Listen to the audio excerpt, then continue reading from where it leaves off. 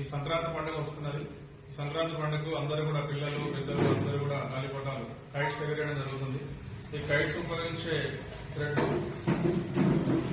China manja నిషేధించిన China మాంజాను వాడినట్టయితే కఠిన చర్యలు తీసుకోవడం జరుగుతుంది.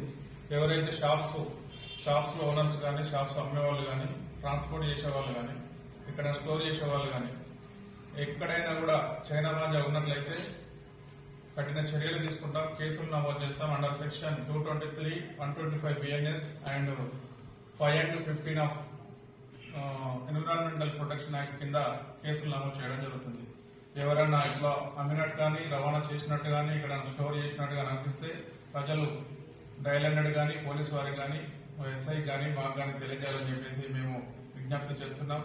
చైనా మాంజా చాలా డేంజర్. అది పక్షులకు కానీ అదేవిధంగా మనుషులకు కానీ మనుషులు కూడా మెడలు తెగి చనిపోయిన సిచ్యువేషన్స్ కూడా ఉన్నాయి. నిన్న మొన్న కూడా ఒక ఇన్సిడెంట్ జరిగినాయి. కాబట్టి అవి నిషేధించడం జరిగింది. ఎవరైనా తెలిస్తే ఇట్లాంటి విషయాలు ఎక్కడైనా అమ్మినట్టు తెలిస్తే ఇన్ఫర్మేషన్ ఇవ్వాలని చెప్పేసి మేము ప్రజలకు